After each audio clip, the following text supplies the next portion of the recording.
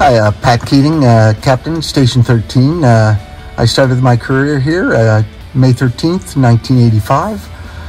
My last day will be December 9th, and my official retirement date will be December 31st of this year. I've been on the job for 37 and a half years and 25 and a half years at this station.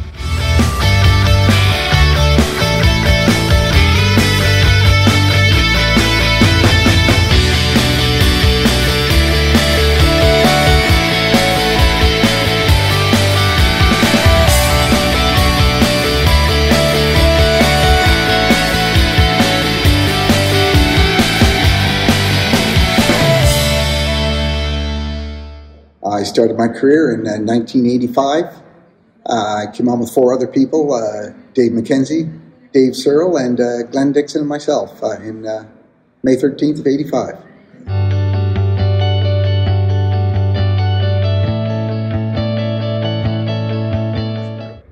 My first posting was at this station. Back then it was Station 1, at King Street. My chief was Eugene Nelson. My captain was Fred Colbert. My lieutenant was Doug Piers. The crew was Bob Lewis, Louis McDonald, Danny Kroll, Clarence Gillis, Tony Bain, Joe Ryan. Phil McNulty came a few months later. Joe Ryan. I don't think there was anybody else. I believe there was 12 of us here at that time. Yeah, there was the chief and then the captain and lieutenant. We were running 4 pieces of apparatus. We had the first engine, which back then was pump 12. Then the second truck, which was usually what we called pump 18. We had our tower and the rescue truck running out of here, and the chief. So there were actually 5 vehicles running out of here then.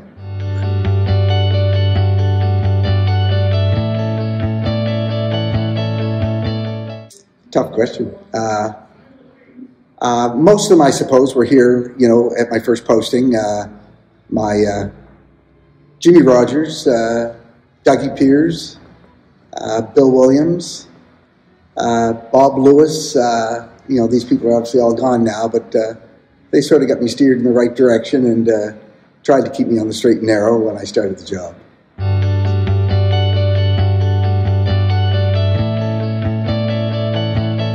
Phil McNulty, for one, Rodney Meisner, Dave Carmichael, my crew here. I've been with this crew for quite a few years now. It was, Mary Leggett, Corey Dominics, trying to think of other firefighters. Jimmy Rogers, I still maintain contact with Jimmy Rogers, and he was, worked with him my whole career when I started, and those are some of the people that I've maintained friendships and been close with.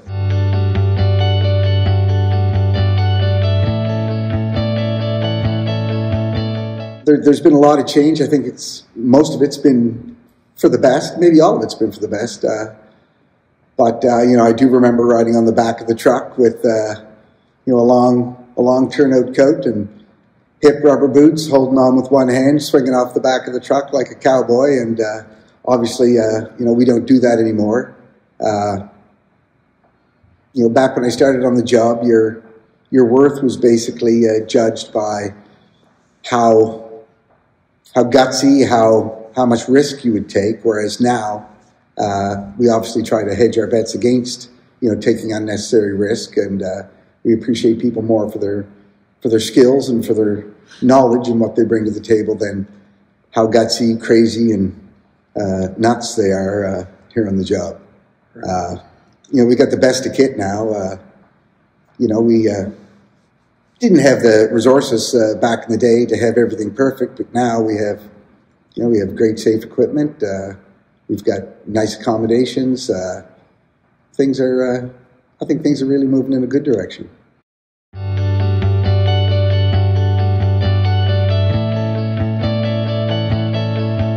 Everything. I have to say everything. I love the camaraderie. I love the brothers and sisters that we work with. I enjoy cooking a nice meal for the crew. I derive a lot of pleasure out of when you can help somebody on any given day, whether in a very minor capacity or a major capacity, just trying to make an impact, as small as it might be, on any given day. I love that part of the job. And all the other fun things that we get to do.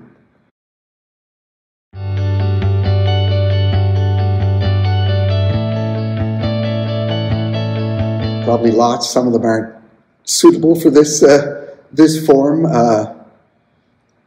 There's been a lot of shenanigans go on over the years. I can sort of think of one instance that it's a little bit funny. Back in, I'd say it was about 1986, late 85, a particular fella was dust mopping the floors upstairs in this station and moved the dust mop over to the pole hole where he had seen everybody else shake the dust mop off, and shook the dust mop down the pole hole and felt a little tap on the shoulder, and somebody said, "Did you just do what I thought you just did?" The person was me, of course, and I said, "Yes." And they said, "I think you're going to have to wash that pole hole from top to bottom." It took me like 5 hours to gear up enough stuff to wash that pole hole, the walls, the floor, the pole, from top to bottom. Quite a lesson learned early in my career, but didn't see the forest for the trees that day.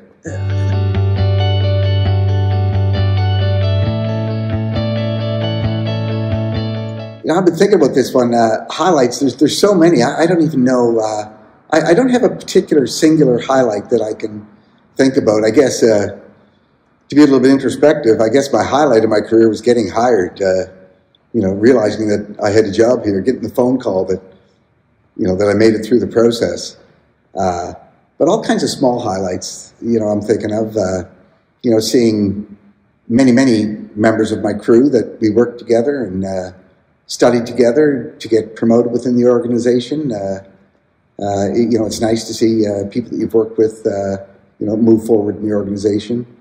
Any one of those calls that we've been to that, you've imparted a little bit of happiness or helped somebody, maybe, these calls like cardiac arrest that, you get a conversion, that you get to go back to the station and go, I made a difference. I think there's just a whole bunch of smaller highlights. I can't think of any real monumental incident that sticks out as a singular highlight, but all those times when you feel like I've really made a difference, it sort of sticks with you and you sort of keeps you motivated. You think about it every now and then, like that was a good day. That was a great day.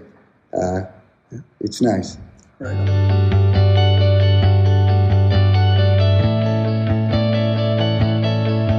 I'll miss the friendship. I'll miss the camaraderie. I sort of feel like every day's a school day here for me, so I'll miss the the learning that happens here every day. I mean, I don't think there's a day you can come to work that you don't walk away with a little bit more knowledge or a little bit more experience or maybe added compassion. I'll miss kind of gathering all of those things from my day at work. It's kind of funny. My wife says to me, if I'm off for a couple of shifts, she'll go, "You really sort of want to get back to work, don't you?" And it's kind of like, yeah, I'm kind of looking forward to going back to work. So I certainly will miss it, all of it, all of the friendship, all of the people, all of the challenges, all of that.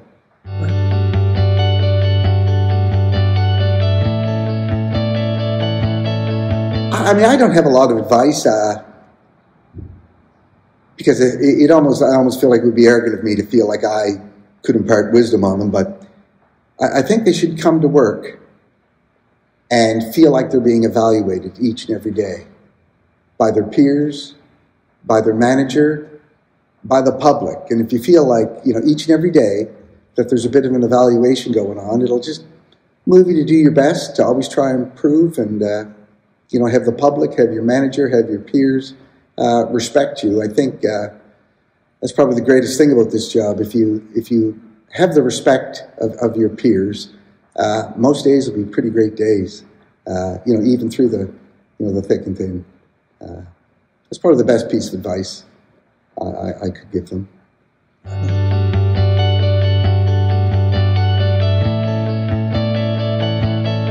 Got a lot of projects on the go. In another week, my wife and I are leaving for Florida. We've got a house in Florida, and looking forward to spending some time there. I've got a couple of children that live in Toronto, so I look forward to being able to spend a little bit more time up there with them. I'm building another cottage that's not completed yet, so I can work on that. There's lots to keep me busy, which is great. That's really good.